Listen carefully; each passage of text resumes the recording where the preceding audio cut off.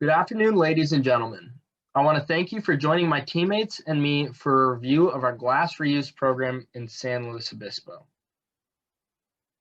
Throughout this presentation, we will be providing an overview of our project, examining the current state of glass containers in the United States, presenting our solution design for creating a circular glass economy in San Luis Obispo, evaluating the impacts of our selected design, discussing our plan for implementation, and finally concluding with how our project moves forward. We will begin with a project overview. The current life cycle for glass containers in the United States begins with the smelting of raw materials and shaping of glass containers in an energy-intensive process that releases greenhouse gases into the environment. This formation process is the most carbon and energy-heavy step in the life cycle of glass. Once formed in bottles, glass containers are utilized by consumers and then disposed of, where 70% of them end their lives in landfills, while only 30% go on to be recycled. The problem with this process is that glass is the most reusable resource on Earth, and yet there are no substantial reuse programs for the material in the United States. On top of this, as the world continues to confront the issues of global warming, climate change, and pollution, identifying local resources and reusing them through the creation of circular economies will continue to grow as an important economic driver. As such, reusable economies are a necessary value stream for the future in order to reduce the amount of greenhouse gases and energy consumption in the process of creating and recycling materials. Using San Luis Obispo as a target area, we have identified glass beer bottles coming from over 40 breweries as key community resources that reuse can become an integral part of their life cycle. Our senior project can address. To talk more about the metrics for success that our project has been built upon, here's my teammate, Jack. Because this project is so open-ended and design-oriented, we identified 3 areas that are critical to success. First, we want to develop a for-profit model that creates at least 5 jobs in San Luis Obispo. Second, we want to develop a framework that other communities can follow to adopt a similar program. And finally, we want to use a more environmentally friendly process, specifically one that uses 93% less CO2 and 90% less energy than recycling. Next, we will be going over the current state of glass container reuse from a material, economic, and business perspective. The production and sale of glass containers is an absolutely massive industry, totaling a global market value of $60.9 billion in 2019. The US alone makes up around $955 million of this market. These stats show that there is a need to encourage the reuse of these products that are being created on such large scales. The US glass container industry shipped about 26.5 billion containers to customers in 2019, with 50% of those containers being used for beer. This 50% might seem like it has the most potential for reuse, but Ian will be touching on why not all of those containers will be able to be reused. The glass container landscape in the United States can be broken down into 2 key categories, each with defining characteristics that impact the material's viability for reuse. One subset of glass containers is known as one-way glass, driven by cost reductions in material and shipping costs, as well as the US consumers' tendency to dispose of containers. One-way glass containers are not built to be reused. Since 2007, nearly 100% of the beer bottles sold in the US have been non-reusable one-way bottles. These bottles are thinner than their reusable counterparts and are often customized to be brewery-specific in design. They're not viable for rebottling as they're prone to microfractures and damage during shipping, use, and collection. The other subset of glass containers, reusable containers, are often standardized for easy collection and rebottling, and are built to withstand up to 25 cycles of reuse. Reusable bottles are most often long neck bottles with thicker glass and a place for labels to be removed and added without damage. Their thicker glass allows them to be shipped, used, collected, sorted, and refilled with reduced risk of microfractures or failures. Given this information, it's clear that any circular economy involving reusable glass bottles needs bottles that are specifically designed for reuse. There are 2 current glass reuse programs that we found that have been highly successful with different models, taking in over 1.8 billion containers each to either recycle or reuse in 2019, with very impressive return rates. The first is a program run by a large chain, the Beer Store in Canada. They've run this program since 1927 and are firmly established in Canada's recycle and reuse cycle. They sort returned reusables and return them to the proper Canadian brewery where they are washed, inspected, and rebottled. The second program is run by the Oregon Beverage Recycling Cooperative, a government entity in the state of Oregon. The program started in 2009, and in 2018, they started an initiative to standardize reusable beer bottles in Oregon.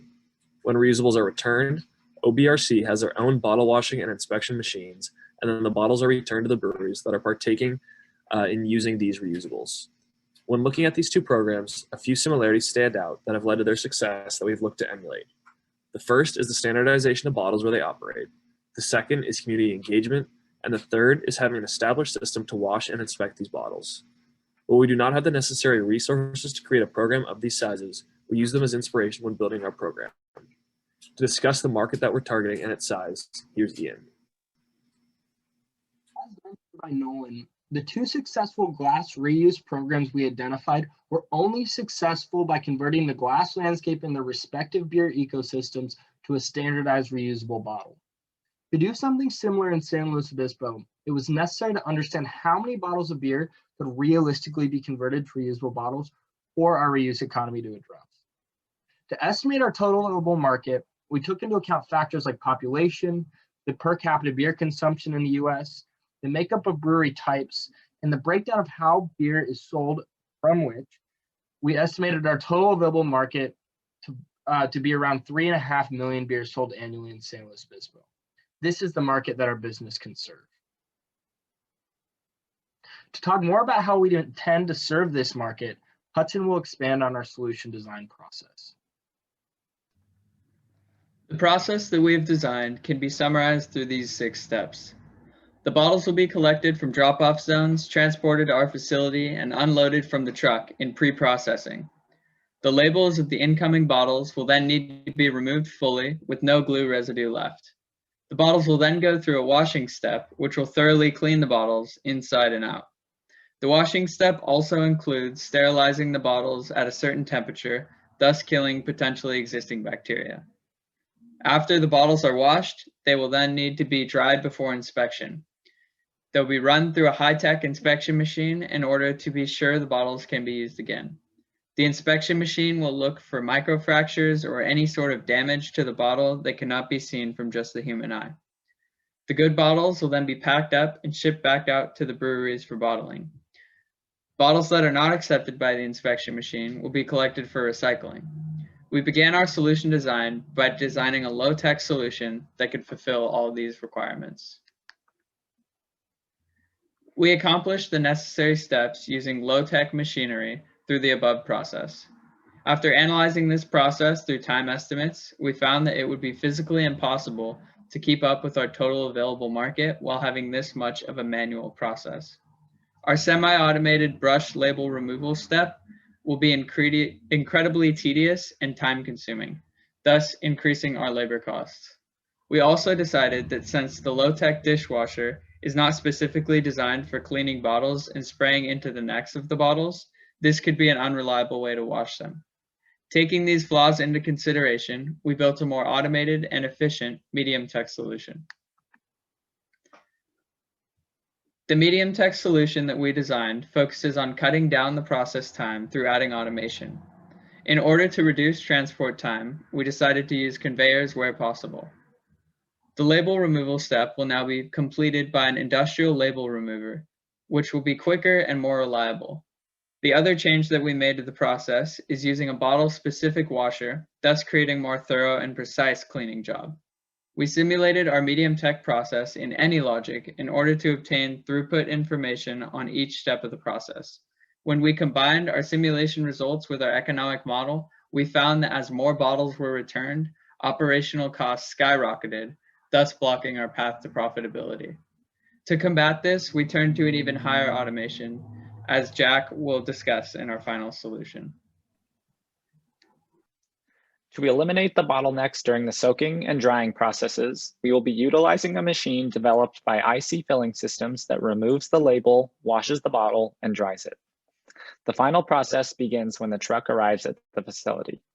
Crates containing the bottles must be unloaded and moved to the inbound storage area. From here, an operator will grab crates and bring them to the beginning of the line. Bottles will be individually removed and visually inspected to ensure they are not one-way or damaged. After passing human inspection, the bottles will be placed on a conveyor that feeds directly into the IC filling systems machine. This machine will then remove the label, clean and dry the bottles before sending them out on another conveyor directly to the Shield Trio inspection machine.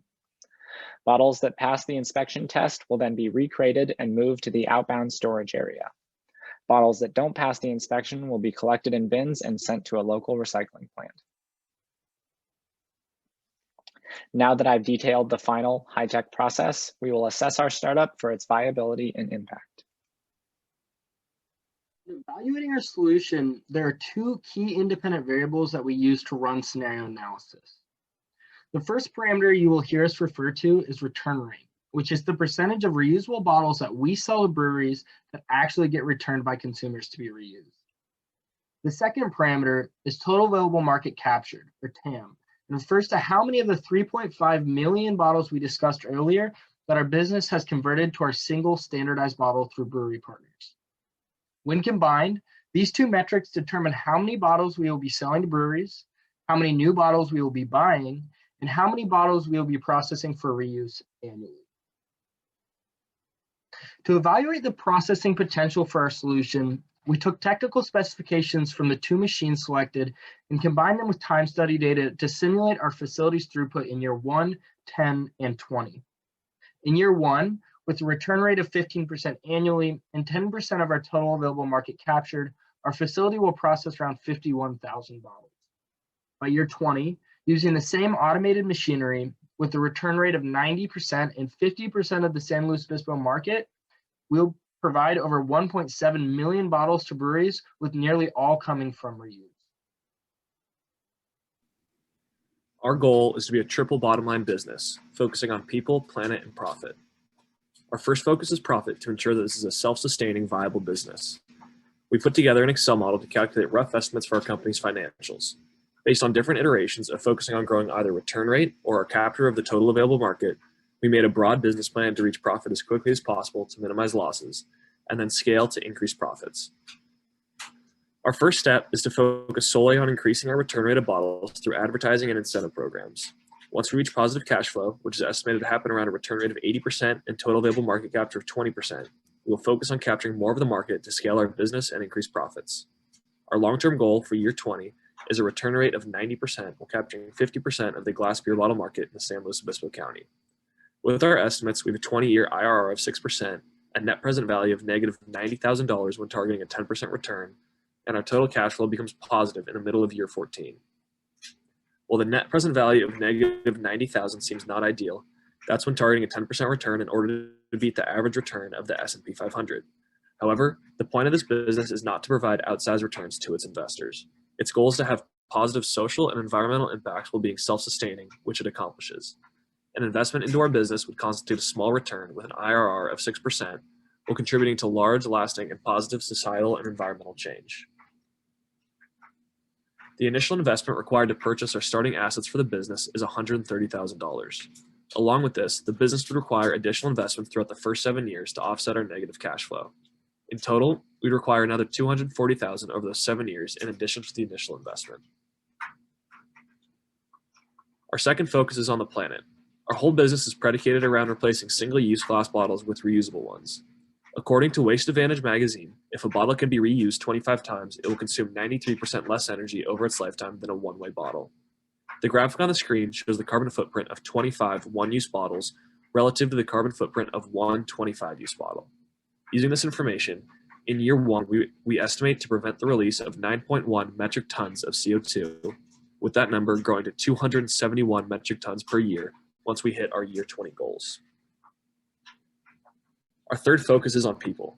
Based on our economic model, we were able to make estimates of the number of workers we'll need as our business grows. In year 1, we'll require 2 to 4 part-time jobs. In year 10, it grows to 4 to 6 full-time jobs, and by year 20, it hits 7 to 10 full-time jobs.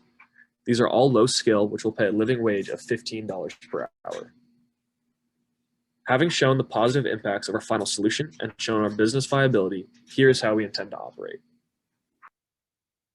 When implementing our business model, we have a system of unit costs and revenues that change hands as our bottles move through our circular economy.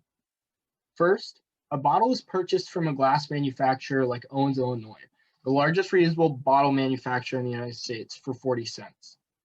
When we sell the bottle to a brewery, they pay us 18 cents.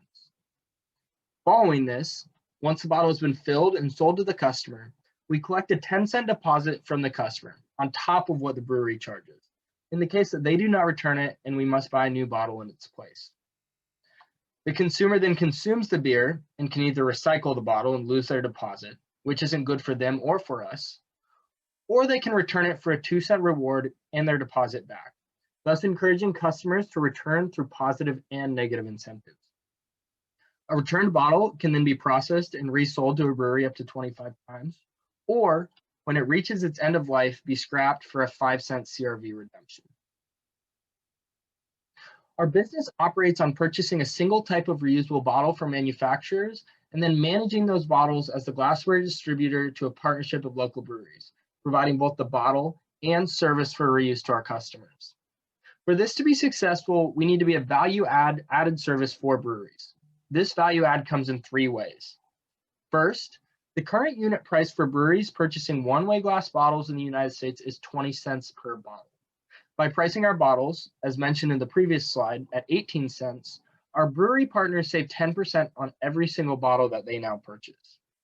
Likewise, through our 2-cent in-store bottle return reward program, breweries will have increased in-store foot traffic and customer loyalty, both with the potential to increase sales as customers bring bottles back to the storefront instead of going to a larger liquor store. Finally, green PR, tax incentives, and increased brand respect all come from being able to show customers and government entities that your business is doing its part to tackle the issues of waste. We've designed our facility layout with flow of product in mind. The bottles will come in the warehouse from the delivery truck, then travel in a U-shaped process back to the outbound storage area. The warehouse will need to be 2,000 square feet in order to accommodate when 50% of our total available market is captured and our return rate is at 90%. Now Jack will discuss our collection strategies. In the pilot program, we will only have a few drop-off locations, and at these spots, store clerks will collect the bottles and tally them in order to keep track of rewards. We will then have a driver come and pick up the boxes of bottles on a regular schedule. However, in the future, our goal is to develop bins that allow participants to keep track of their own rewards. Additionally, we would like to develop a device that notifies us when a pickup is necessary. Once this occurs, a driver will come and load bottles into crates and leave the bins at collection sites. In order to get from a pilot program to this idealistic future, we will have to successfully engage the citizens of SLO and show them just how exciting this program can be. This will be done in 3 steps. First, we want to set up a booth at the farmers market. This will help increase our visibility in SLO and give people a chance to enjoy a drink and return our bottle to an on-site collection bin. Next, we want to develop incentive programs to reward customers and make them aware of their environmental impact. Finally, we want to host local events with partner breweries where we bring in live music and allow people to have a good time and drink from our reusable bottles. The discussion of collection and engagement wraps up our progress this year. Finally, let's look at keys to future success and where we expect to see the program in 10 years. The continued success of this program will require focusing on a few key areas. As mentioned earlier, this program relies strongly on bottle return, and in the first few years, we will need to see significant growth in our return rates to reduce our new bottle costs and increase our environmental impact. We will also need to continue onboarding partners to grow our total available market and increase our impact. With strong return rates and a large brewery network, it will be important to try and improve the unit cost for purchasing new bottles from a supplier through the leveraging of quantity discounts.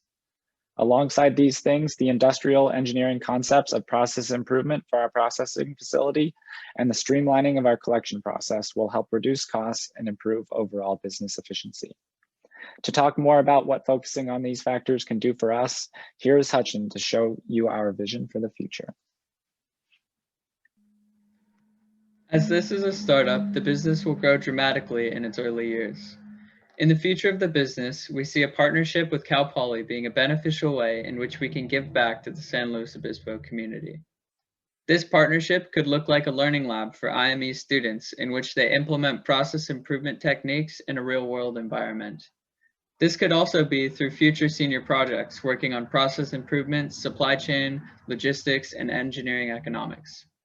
Expanding into nearby cities and states is one of our long-term business plans as well. Having a small business that can be replicated in other communities was one of our initial goals in the project, and we feel that this will be achievable in a couple of years. Additionally, the startup will need to be able to create partnerships with larger breweries, like Firestone Walker and Paso Robles, as we grow. These larger partnerships will result in a larger total available market that does not only include craft breweries. Through this, carbon emissions will be further reduced. Once our business has more community buy-in and is proven to work in California, we will be able to support lobbying for bottle standardization in the state of California. Through doing our part in gaining political backing, we will be able to have an even larger impact on the environment. Thank you so much for your time.